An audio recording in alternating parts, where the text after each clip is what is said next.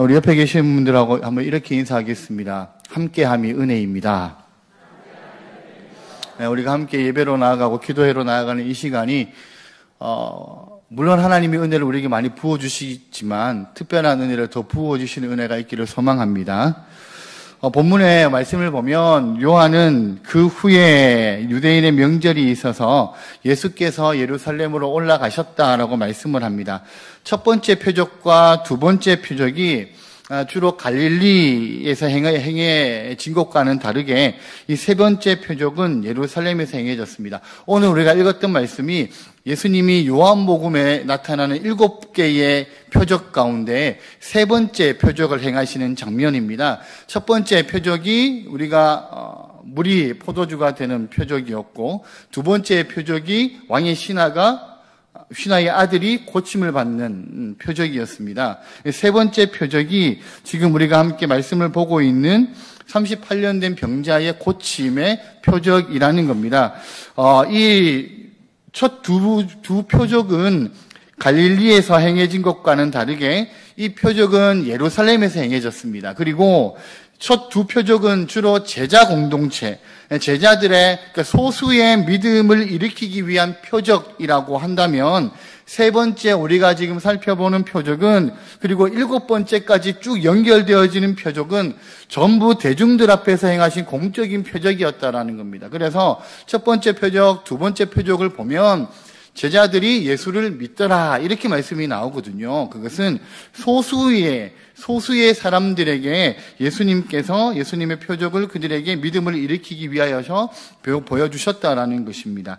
특별히 요한복음 5장에 우리가 읽었던 이 말씀의 세 번째 베데스다의 표적과 이제 6장에 나타나는 오병이어의 표적은 모두 유대인들의 공공연한 배척을 불러일으키는 표적이 된다라는 겁니다. 앞으로 그런 측면에서 이제 세 번째 표적부터는 유대인들과의 갈등의 단계에 들어가는 표적이라는 것이죠. 이 갈등 때문에 나중에 예수님이 어떻게 됩니까? 유대인들에 의해서 십자가에 못 박히시게 되고, 그 결과 예수님께서 마지막 7번째 표적이라고 얘기할 수 있는 요나의 표적인 부활 사건을 일으키신다는 겁니다. 이처럼 유대인들과의 첫 갈등이 일어난 이 세 번째 표적이 기록된 본문은 크게 세 부분으로 우리가 구성이 되었다라고 볼 수 있는데요. 첫 번째는 2절부터 9절까지의 말씀입니다. 2절부터 9절까지는 베데스다 연못에서 38년 된 병자를 일으키신 표적을 자세히 기록하고 있습니다. 그리고 10절부터 16절까지의 말씀인데, 이 표적 행하심의 정확한 의미, 그리고 당시의 율법주의자들에게 가르쳐주기 위하여서 예수님이 성전에서 의도적으로 이 베데스다의 환자를 다시 만나서 그에게 가르치시는 내용, 그것이 이 말씀에 나타나는 것을 우리가 볼 수가 있고요. 그 이후의 말씀, 그 17절 이하의 말씀들을 통하여서 예수님께서 자신이 하나님의 아들 되심을 나타내신다라는 것을 우리가 볼 수 있다라는 겁니다. 오늘 이 세 번째 표적이 어떻게 보면 마치 양날의 검처럼 그런 의미들을 가지고 있다라는 것이죠. 첫 번째는 38년 된 병자로 상징되는 당시의 유대인 평민들에게 주는 의미, 그리고 두 번째는 당시 바리새인들을 향하여서 주는 의미, 그런 양날의 검과 같은 두 가지 의미가 오늘의 말씀 가운데 있다라는 겁니다. 우리 2절 말씀을 보시면, 오늘은 그 말씀이 나오지 않습니다. 성경을 보셔야 되는데요. 2절에 보시면 이렇게 말씀합니다. 2절 말씀을 같이 한번 읽겠습니다. 예루살렘에 있는 양문 곁에 히브리 말로 베데스다라 하는 못이 있는데 거기에 행각 5이 있고, 거기에 히브리어로 베데스다라는 표현되는 이곳에는 연못과 5개의 행각이 있었다라고 되어 있습니다. 그 베데스다라는 말은 치유, 그런 의미가 있거든요. 그러니까 이 연못 근처에 5개의 행각이 있었다라는 것인데, 이 행각을 지금 우리말로 얘기하면 쉼터라고 얘기할 수 있는 것이죠. 그런 낮에는 그 뜨거운 태양의 열기를 피할 수 있고 밤에는 이슬을 피할 수 있는 그런 곳이었다라는 겁니다. 그런 5개의 쉼터가 베데스다의 연못에 들어서 있었던 이유가 그러면 무엇이겠느냐라는 겁니다. 본문 3절에 보면 그 이유가 나오죠. 그 안에 많은 병자들이 있기 때문이다라는 것입니다. 그러면서 요한은 이 베데스다의 황자 병자들이 어떤 병자들이 거기에 주로 있었는지를 말하는데 맹인 그리고 다리 저는 사람 그리고 혈기 마른 사람들이 크게 이 세 부분으로 나누어서 이 베데스다 연못 옆에 쉼터에 이 5개의 쉼터에 있었다라고 얘기를 합니다. 근데 지금 요한이 얘기하고 있는 이 질병들은 팔레스타인 지방에서 흔한 대표적인 고질병들이었다라는 거예요. 팔레스타인 지역은 광야로 되어 있어서 먼지와 모래바람 때문에 유대인들이 안질이 심했다 그럽니다. 그리고 또 영양 부족으로 인하여서 맹인들이 많이 생겼다 그러고요. 여러 가지 전쟁과 기근으로 인하여서 팔 다리를 못 쓰는 사람들이 많았다 그래요. 그리고 혈기 마른 자는 오늘날로 말하면 중풍이라고 얘기할 수 있는데요. 하체의 신경이 마비되어 가지고 온몸을 못 쓰게 되는 사람들을 가리키는 말입니다. 근데 이 많은 병자들, 어떻게 보면 이 많은 병자들이 5개의 쉼터에 다들 누워 있었다라고 본문이 기록하고 있습니다. 그러면 이 사람들이 왜 이 5개의 쉼터에 누워 있었을까요? 왜 이 사람들이 거기서 계속 누워서 무엇을 하고 있었을까요? 3절 말씀에 보면 누워 옆에 보면 물의 움직임을 기다리니 이렇게 되어 있죠. 물의 움직임을 기다렸다라는 겁니다. 여기 베데스다 연못에는 당시의 병자들과 백성들의 마음을 사로잡고 있는 한 가지 신화가 있었습니다. 우리나라도 신화가 있잖아요. 모르십니까? 우리나라가 가지고 있는 신화, 가수 신화는 아니고요. 죄송합니다. 네. 신화는 그 당군 신화죠, 당군 신화. 그죠? 네. 그걸 우리나라가 가지고 있잖아요. 또 보통 아이들이 많이 읽는 책에 보면 그리스 로마 신화, 뭐 이런 신화들이 있잖아요. 그것처럼 이 베데스다 연못에도 한 가지 신화와 같은 이야기가 있다라는 겁니다. 그 이야기가 뭔고 하니 물이 저절로 움직일 때가 있는데 그 물이 저절로 움직이는 것은 천사가 가끔 못에 내려와서 물을 뒤흔들기 때문이라는 겁니다.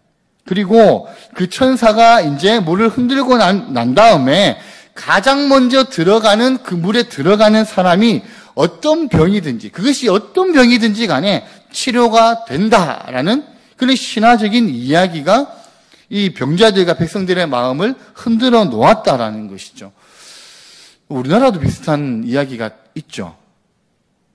모르십니까? 또 모르시는군요. 네. 선녀가 내려와서 목욕을 하고 네. 올라가면 그 물에서 씻으면 뭐 피부병이 낫는다.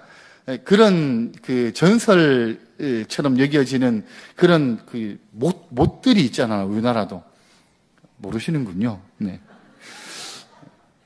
그러니까 그런 신화가 이 사람들에게 있었다라는 거예요. 당시에 근데 병자들도 그렇고 백성들의 마음을 사로잡고 뒤흔드는 단어가 하나가 있었습니다. 그게 뭘까요? 우리가 읽었던 그 4절 말씀에 보시면 4절 말씀을 같이 한번 읽을게요. 시작. 이는 천사가 가끔 못에 내려와 물을 움직이게 하는데 움직인 후에 먼저 들어가는 자는 어떤 병에 걸렸든지 낫게 되밀어라. 자, 오늘 4절 말씀에 보면 사람들의 마음을 흔드는 단어가 나오죠. 그게 무슨 단어입니까? 먼저 들어가는 자. 그죠? 그러니까 먼저라는 단어예요. 그러니까 이 신화는 어떤 신화냐 그러면 경쟁을 부추기는 신화라는 것이죠. 그러니까 베데스다의 치유 신화는 경쟁이라는 것을 사람들에게 종교적인 형식으로 강요하고 있었다라는 겁니다. 당시의 유대 평민들은요, 그 경쟁의 노예로 그 신화는 삼고 있었다라는 것이죠. 그래서 수많은 병자들이 5개의 쉼터에 누워서 언제 물이 움직이나 그것만 막연하게 기다리고 있는 이 현상을 일컬어서 신화에 포로된 인생들이라는 거예요. 그 어두운 그 신화의 포로가 되어서 아무것도 하지 못하고 그냥 쉼터에 누워서 물이 흔들리기만을 기다리고 있는 그런 어두운 현실을 오늘 말씀이 우리에게 잘 보여주고 있다라는 겁니다. 여러분, 그러면 왜 그들은 막연한 기다림의 노예가 되었을까요? 왜 계속 이 사람들이 거기서 이탈하지 못하고 왜 계속 기다려야 될까요? 앞에서 얘기했듯이 가장 먼저 들어가야 되거든요.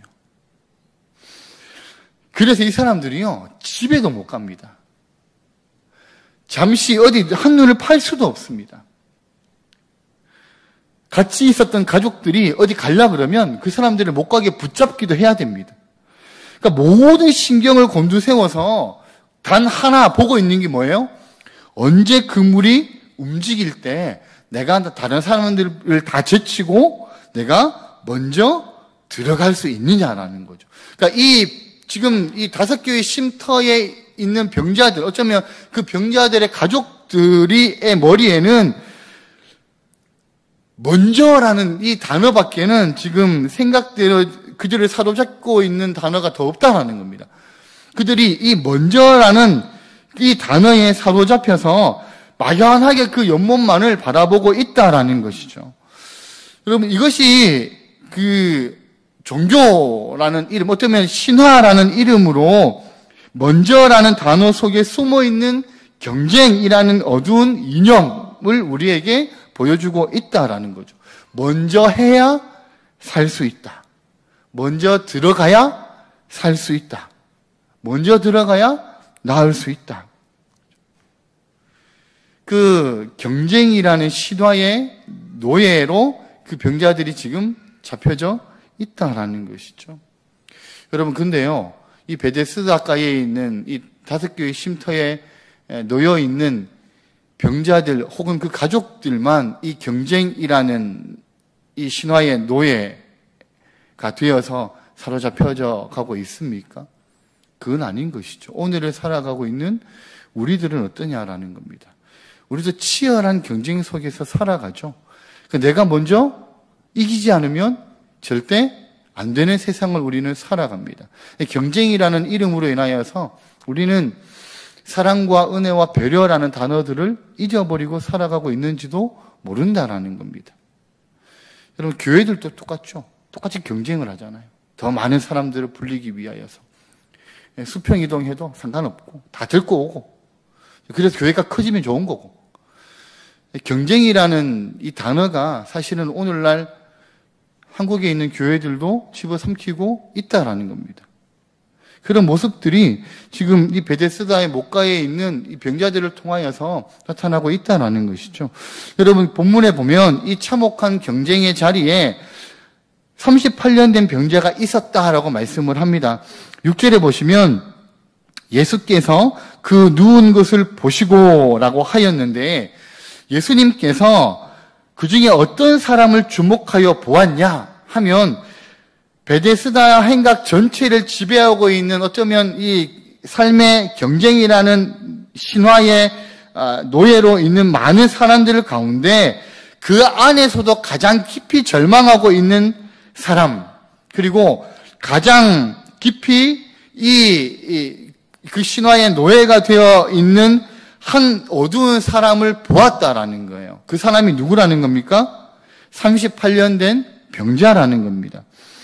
여러분, 6절 하반절에 보시면 그 누운 것을 보시고 병이 벌써 오래된 줄 아시고 이르시되 내가 낫고자 하느냐라고 말씀합니다. 그 사람의 병이 오래되었다라는 것을 예수님이 아셨다라는 것이죠. 그리고 이제 그 병자에게 예수님이 질문을 던집니다. 내가 낫고자 하느냐? 굉장히 묘한 뉘앙스를 풍기는 질문입니다. 근데 여러분, 이 당연한 질문 아닙니까? 그러니까 이 너무나 거기에 누워있는, 그러니까 이 사람이 그 쉼터에 누워있는 것은요, 낫고자 함이 있기 때문에 누워 있는 거죠. 근데 예수님은 의도적으로 이 뻔한 질문을 던지셨다라는 거예요. 네가 낫고자 하느냐? 왜 예수님이 이런 질문을 던지셨을까요? 이 38년 된 병자하고 이어지는 대화를 보면 예수님은 이 사람의 마음의 상태를 이미 이 질문을 통해서 강하게 흔들고 계신다는 것을 우리가 알 수가 있습니다. 그러니까 이 사람은 거기 오랫동안 누워 있었지만 이미 낫고자 하는 희망이 사라진 지가 오래된 사람이라는 거예요. 그렇기에 이 사람이 38년 동안이나 거기에 누워 있었지만 이미 연못에 들어갈 가능성을 스스로 닫아버렸고 자기 자신에 대해서 절망과 죽음을 선포한 사람이었다는 겁니다. 그래서 예수님이 네가 낫고자 하느냐는 예수님의 이 질문은 이런 의미가 있다는 것이죠. 네가 절망을 넘어선 희망을 아직도 다시 가질 수 있겠느냐? 더는 나의 이 희망을 향한 새로운 도전 앞에 응답하고 그리고 새로운 믿음의 눈을 들 수 있느냐? 그걸 물으셨다라는 겁니다. 근데 이 38년 된 병자가 예수님의 질문에 뭐라고 대답합니까? 우리 7절의 말씀을 한번 보실까요? 7절 말씀을 같이 한번 읽겠습니다. 시작. 병자가 대답하되 주여 물이 움직일 때에 나를 못에 넣어주는 사람이 없어 내가 가는 동안에 다른 사람이 먼저 내려가나이다. 자, 이 병자가 뭐라 그래요? 나를 못에 넣어주는 사람이 없어 내가 못 들어갔습니다 라고 얘기하는 거죠. 그러니까 나를 못에 넣어주는 사람이 없어라는 이 대답 속에서 어떻게 보면 이 사람은 가장 먼저 철저한 인간적으로 소외되어 있다라는 것을 고백하고 있다라는 겁니다. 어쩌면 그는 버림받은 사람이었을 수 있다라는 거죠. 아무도 그를 도와가지고 물속에 넣어줄 사람이 없었다라는 겁니다. 그 다음에 뭐예요? 이 사람의 대답 속에는 또 무엇이 들어갑니까? 내가 가는 동안에 다른 사람이 먼저 갑니다라는 거죠. 그러니까 이 사람의 대답 속에서요, 먼저라는 단어에는 좌절, 속상함, 그런 마음들이 실려 있다라는 겁니다. 그러니까 먼저 다른 사람이 내려갑니다. 나는 항상 먼저 내려가지 못했습니다. 이 진술 속에서 이 사람은 어떻게 보면 이 베데스다 연못의 신화의 가장 큰 피해자이면서 동시에 가장 깊이 사로잡힌 사람임을 우리는 알 수 있다라는 거죠. 좀 경쟁에서 탈락한 삶에 대한 깊은 좌절, 어떻게 보면 허탈함이 이 사람의 마음을 지금 잡고 있었다라는 겁니다.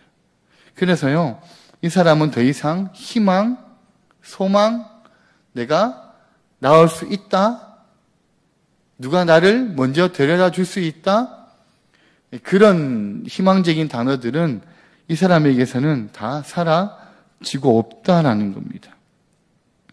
근데 오늘 말씀에 보면 예수님께서는 아주 어떻게 보면 상징적으로 이 베데스다 연못을 향하여서 이렇게 맞서고 계시다라는 것을 우리가 볼 수가 있는데, 요한복음의 여러 부분에 보면 예수님의 사역은요, 항상 물이라고 하는 상징과 깊이 연관이 되어져 있습니다. 그래서 세례 요한은 물로 세례를 주지만 예수님은 무엇과 무엇으로 세례를 주신다 하셨습니까? 성령과 불로 세례를 주시는 분으로 소개를 하죠, 요한이. 또 예수님의 첫 번째 표적이 물을 뭐로 바꾸는 거예요? 포도주로 바꾸는 것입니다. 또 예수님 안에 있는 사마리아 여인을 만났을 때 예수님이 뭐라 그러세요? 예수님 자신 안에 있는 생수는 이 야곱이 파놓은 우물에서 나오는 생수보다 더 놀라운 생수다라고 말씀을 하고 계시거든요.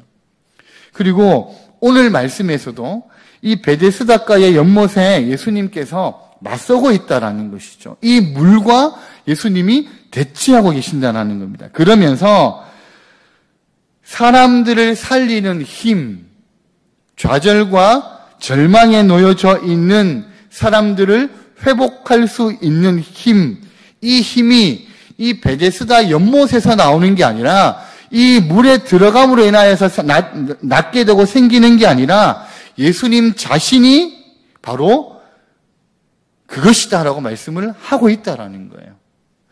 그 말씀을 오늘 말씀을 통하여서 상징적으로 드러내고 있다라는 겁니다. 그러니까 예수님은 베데스다의 연못보다 그곳의 신화보다 그들이 사로잡혀져 있는 그 경쟁이라는 어떻게 보면 그런 이념보다 더 큰 분으로 오늘 말씀을 하고 계시다라는 것입니다. 예수님께서 내가 낫고자 하느냐 하는 희망의 질문을 예수님이 왜 던지시겠습니까? 예수님이 그렇게 하실 수 있다라는 거예요. 예수님께서 새로운 소망을 솟아나게 하실 수 있다라는 겁니다. 그에게 희망이 되실 수 있고 그에게 치료가 되고 회복이 되실 수 있다라는 것이죠. 그래서 예수님이 네가 낫고자 하느냐라고 물으셨다라는 겁니다. 그런데 예수님이 단순하게 네가 낫고자 하느냐라는 이 물음 안에는 네가 이 38년 된 병에서 깨끗하게 낫기만 하면 된다라고 말씀하신 게 아니라는 거죠.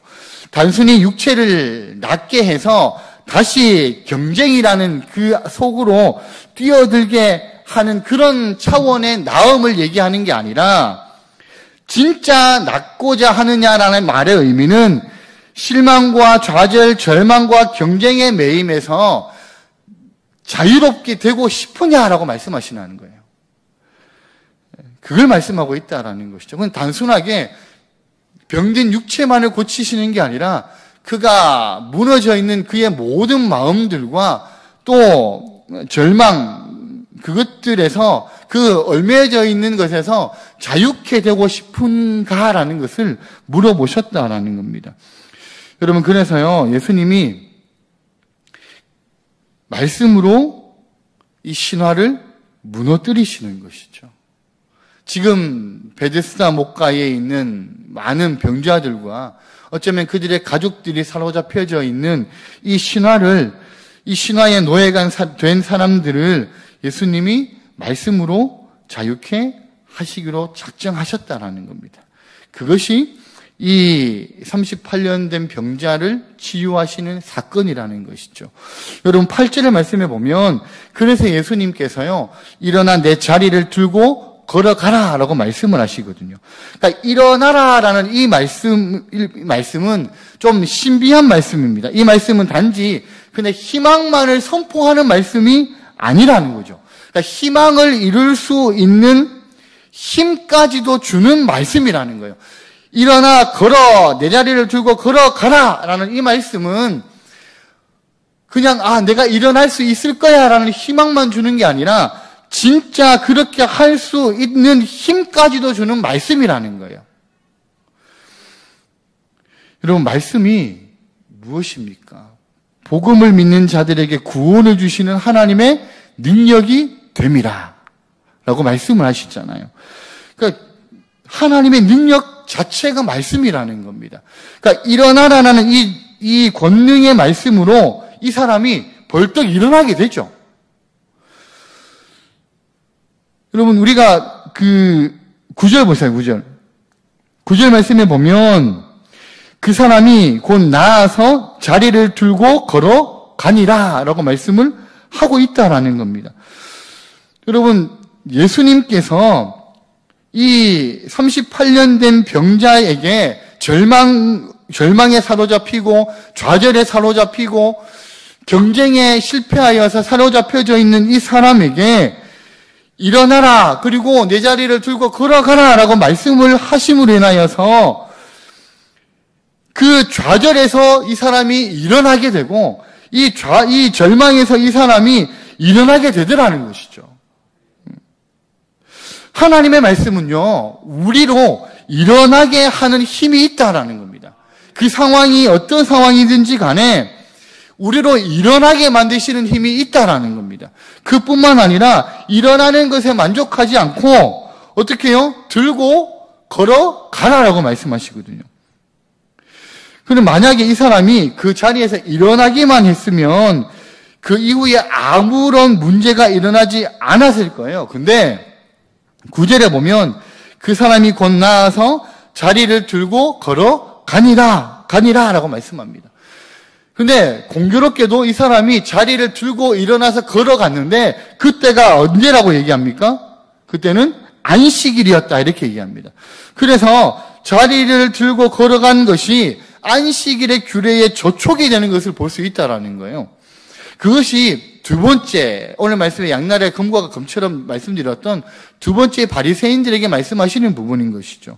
10절부터 15절에 보면 바리새인들이 이 사람으로 인하여서 이 사람에게 시비를 겁니다. 어떻게 해요? 너에게 자리를 들고 걸어가라고 한 사람이 누구냐? 고침을 받은 사람은 그가 누군지를 알지 못하는 것이죠. 왜냐하면 예수님이 이미 그 자리를 피하셨기 때문이다라고 오늘 말씀은 얘기하고 있거든요. 그런데 14절에 보면 예수님이 다시 성전에서 그 사람을 만나는 장면이 나옵니다. 그러니까 의도적으로 예수님께서 성전으로 들어가신 거예요. 그럼 이 38년 된 병자가 병에서 고침을 받고 일어나서 걸어서 이 사람이 어디로 걸어갑니까? 성전을 향해서 걸어갔다는 거거든요. 이것은요, 이 38년 된 병자의 전반적인 모든 부분의 회복을 얘기하는 것이죠. 그래서 육체적이고 영적이고 그리고 그 회복된 그 걸음걸음을 성전이라는 중심, 당시의 유대 사회의 중심으로 걸어가면서 그것을 보여주는 것이라는 겁니다. 그리고 성전에서 드디어 예수님께서 다시 의도적으로 찾아오셔서 그를 만나시는 것이죠. 그러면서요, 예수님이 뭐라고 얘기하시냐면 이 38년 된 병자를 일으키신 표적의 의미가 뭔지를 이 사람에게 가르쳐 주십니다. 14절 보실게요. 14절 말씀을 같이 한번 읽겠습니다. 시작. 그 후에 예수께서 성전에서 그 사람을 만나 이르시되 보라 내가 나았으니 더 심한 것이 생기지 않게 다시는 죄를 범하지 말라 하시니. 자, 이 사람은 38년 동안 베데스다 행각에 누워서 어떤 죄를 범했다라고 예수님이 말씀하시는 거예요. 근데 예수님께서 말씀하신 이 말씀 가운데 다시는 죄를 범하지 말아라라고 하시는 이 말씀을 우리가 오해할 수 있는데 이것을 우리가 이렇게 생각할 수 있다는 거죠. 38년 전에 이 사람이 어떤 죄를 범했기 때문에 38년 동안 이 병이 생겼다. 그래서 예수님께서 더 심한 병이 생기지 않도록 다시는 그런 죄를 짓지 말아라 라고 우리가 해석할 수 있는데 그런 식으로 해석하면 안 된다는 겁니다. 다시는 죄를 범하지 말아라 라고 말씀하신 이 말씀의 뜻은 38년 전에 지은 죄를 다시 범하지 말라라는 의미가 아니라 이 38년 된 병자에게 뭐라고 얘기하신 것이냐면 38년 동안 너는 계속해서 죄를 범해 왔다. 근데 이제는 그 죄를 범하지 말아라 라고 말씀을 하는 의미라는 겁니다. 자, 그러면 이 사람이 38년 동안 베데스다의 행각 그 쉼터에서 누워만 있었는데 무슨 죄를 그럼 범했다라고 말씀하시는 것일까요? 여러분, 이 사람은요, 먼저 들어가야 되는 경쟁의 희생자이지만 동시에 경쟁의 추종자였다라는 겁니다. 그 말은 뭐냐면 이 사람은요, 끊임없이 내가 경쟁에서 탈락해서 지금 이렇게 38년 동안 누워있다. 그것이 절망이 되어서 그가 지금 있는 것이라는 거죠. 그 이유를 이 사람이 뭐라 그래요? 도와주는 사람이 없고 나보다 누가 먼저 항상 들어갔기 때문에 내가 이렇게 되었다라고 생각을 했다라는 겁니다. 그러니까 그 경쟁에 더욱 집착했던 죄를 38년 동안 내내 지어왔다라는 거예요.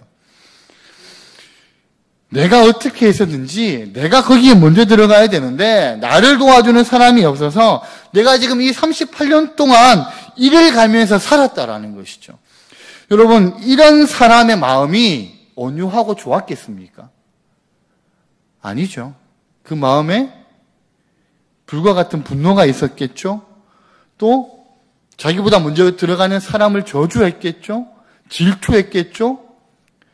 그러면서 왜 나를 도와주는 사람이 없어? 라고 하면서 그 사람이 아마 불평을 가졌겠죠. 그러니까 이것이 죄라는 거예요. 38년 동안 계속 그런 죄를 거기서 지어왔다라는 겁니다. 그러니까 신화의 어두움이라고 인간의 이기심이라고 예수님께서 보셨다라는 것이죠. 그래서 예수님께서요, 다시는 죄를 범하지 말아라는 말씀은 다시는 그렇게 살지 말라라고 말씀을 하신 겁니다. 다시는 그렇게 살아서는 안 된다라고 말씀을 하셨다라는 것이죠. 여러분, 38년 된 병자에게 이전에 네가 살아오던 삶의 삶대로 살아가면 안 돼라고 말씀하셨다라는 거예요. 네가 가지고 있는 분노, 질투, 그리고 여러 가지 다른 사람들을 저주하는 마음, 그런 마음으로 이제는 살아가면 안 돼라고 말씀하셨다라는 거죠. 그렇다면 오늘을 살아가는 우리는 어떻습니까?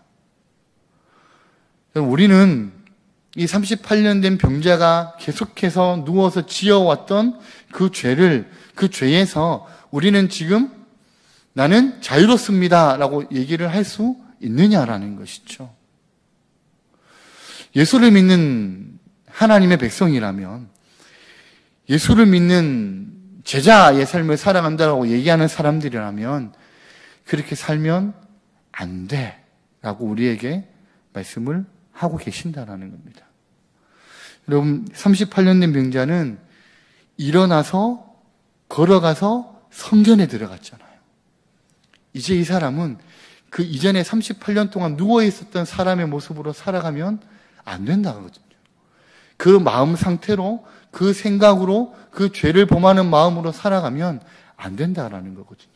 다시는 그렇게 살아가지 말아라 라고 말씀하시는 그 말씀이 오늘을 살아가고 있는 우리에게도 동일하게 주어진다라는 것입니다. 예수님을 믿는 예수님의 제자라면 그렇게 살아가면 안 된다라는 것이죠. 여러분, 예수님께서는요, 의도적으로 안식일에 표적을 행하심으로써 참된 안식의 메시지에 대해서 이 바리새인들에게 말씀을 하고 계시는 거예요. 이 바리새인들은 이 38년 된 병자의 나음을 보고 너 왜 안식일에 치료받았어? 네가 안식일에 치료받으면 안 되지 라고 얘기했다라는 겁니다. 그건 안식일을 범하는 거야 라고 얘기했다라는 거예요. 자, 38년 동안 신화의 노예가 되어서 뒹굴었던 이 사람에게 율법으로 또다시 그 사람에게 굴레를 씌워버리는 거죠. 너는 지금 안식을 누릴 때가 아니야 라는, 율법을 범하는 잘못을 네가 저질렀어. 그렇게 지금 얘기를 하고 있다라는 겁니다. 그런데 예수님은 그렇게 얘기하고 있는 바리새인들에게, 유대인들에게 참된 안식이 무엇인지를 말씀하셨다라는 것이죠. 여러분, 이 안식일의 베데스다의 표적 앞에서 유대인들은요, 예수님을 안식일의 파괴자로 본 겁니다. 그러니까 예수를 핍박할 뿐만 아니라 이 사건으로 인하여서 더 나아가 죽이려고까지 했다라는 거죠. 오늘 유대인들은 이 안식일을 어떻게 이해했냐면 문자적으로 이해한 겁니다. 일로부터 쉬는 것. 그것을 안식일이라고 이해했다라는 거죠. 그러니까 이것이 베데스다의 당시에 있는 신화 못지않은 또 하나의 율법적인 이념이 되었다라는 겁니다. 근데 신화의 어둠에서 간신히 풀려난 이 병자에게 또다시 율법의 어둠으로 얽어매고 있다라는 것이죠. 그럼 노동으로부터의 물리적인 휴식이 안식이다라는 고대 유대인들의 이 바리새적인 태도는 참된 안식이 무엇인지를 상실했다라는 거예요. 자, 그러면서 예수님이 뭐라고 말씀하십니까? 17절 한번 보실까요? 17절 말씀을 같이 한번 읽겠습니다. 예수께서 그들에게 이르시되 내 아버지께서 이제까지 일하시니 나도 일한다 하시매. 자, 예수님께서 뭐라고 말씀하시냐면 아버지께서 일하시니까 나도 일한다 이렇게 얘기하셨다라는 거죠. 여기서 아버지께서 일하신다라는 뜻은 무엇일까요? 그것은 하나님은 세상을 며칠 동안 창조하셨습니까? 네? 6일 동안 창조하셨죠? 네, 다 알고 있는데 일부러 얘기 안 하시는 거죠. 6일 동안 창조하시고 난 다음에 제7일 날 무엇 하셨습니까? 안식하셨죠. 근데 안식하셨지만 하나님께서 만드신 그 창조 세계는 계속 하나님의 섭리의 사역으로 계속 되고 있었다라는 거죠. 네. 창조와 섭리를 통하여서 하나님은 창조 질서를 유지해 오셨거든요. 근데 그것이 하나님의 안식이었다라는 겁니다.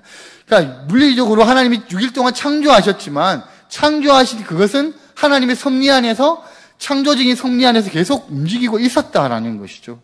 그 안에서 하나님은 안식하셨다라는 거예요. 근데 이 하나님의 안식을 깨는 사건이 나타나죠. 그게 무엇입니까?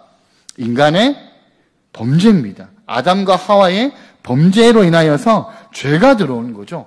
그래서 하나님은 이 창조와 섭리의 질서를 다시 회복할 필요가 있으셨다라는 거예요.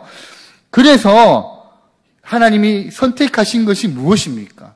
예수님으로 인한 구속이시죠. 그래서 구원의 사역이 안식일에도 쉬지 않고 계속되는 겁니다. 그래서 하나님과 함께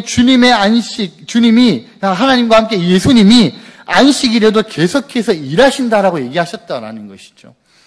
유대인들은 물리적인 안식일을 얘기했지만 예수님은 하나님의 구원 사역은 하나님의 그 창조의 섭리 안에서 그 구속의 섭리 안에서 계속적으로 안식일에도 이루어진다라는 것을 말씀을 하고 있다라는 거예요. 그래서 여기에 사실은 그리스도인들의 참된 안식이 있다라는 겁니다. 우리는 무엇을 위해서 일합니까? 여러분은 무엇을 위해서 일하십니까? 경쟁에서 승리하기 위해서 일하십니까? 아니면 돈을 더 많이 벌기 위해서 일하십니까? 아니면 더 안락하고 좋은 삶을 위해서 즐기기 위해서 일하십니까? 우리가 일하는 것은요, 하나님의 일하심에 참여하기 위하여서 일한다라는 겁니다.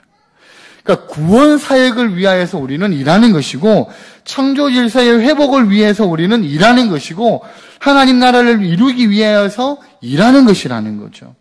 여기에 그리스도인들의 참된 안식이 있다라는 거예요. 그냥 물리적으로 쉰다라는 의미가 아니라 우리가 우리 삶의 모든 상황 속에서 그 하는 모든 것이 하나님 나라를 위하여서 우리가 살아가는 개념이라는 겁니다. 그 안에서 우리의 안식도 같이 있다라는 것이죠. 여러분, 베데스다를 옛날 이 유대인의 베데스다를 지배했던 그 어둠의 세력이 사실은 지금 우리가 살아가고 있는 이 시대는 그 어두움을 더 넓히고 있는 시대를 우리는 살아갑니다. 우리는 이 시대를 그러면 어떻게 살아가야 될까요? 베데스다에서 38년 된 병자를 치료하시는 표적을 보이시면서 우리에게 주님은 일어나라라고 말씀을 하신다는 거죠. 우리가 빠져있는 절망의 자리를 들고 자유와 참 안식을 향하여서 걸어가라라고 말씀하신다는 겁니다. 다시는 죄에 빠지지 말고 자유의 사람으로 하나님의 창조를 회복하고 하나님의 구원 사역을 이루는 참 안식의 사람으로 이 어두움의 권세를 심판하는 하나님의 백성으로서의 삶들을 우리를 통하여서 살아가게 하신다라는 거예요. 여러분, 38년 된 병자를 일으키시고 절망에서 건지시고 그에게 다시는 그 이전의 삶으로 돌아가지 말아라 라고 말씀하시는 그 하나님께서 오늘 우리의 삶을 일으키신다는 것이죠. 우리가 어떤 절망과 어떤 어두움 가운데 놓여 있다 할지라도 우리가 누워 있었던 그 자리를 걷어치우고 하나님을 향하여서 빛을 향하여서 걸어가라라고 말씀을 하신다는 겁니다. 그 이전에 우리의 삶으로 돌아가는 것이 아니라 회복되어 하나님의 자녀된 삶으로 그 삶으로 우리로 살아가기를 원하신다라는 것이죠. 그 하나님의 부르심 앞에 그 하나님의 일하심 앞에 온전히 반응하시면서 삶을 살아가기로 다짐하시는 그리고 그 걸어가는 그 걸음걸음에 하나님의 은혜가 계속 누려지는 믿음의 삶을 살아가시는 우리 모든 성도님들의 삶이 되시기를 예수님의 이름으로 축복합니다.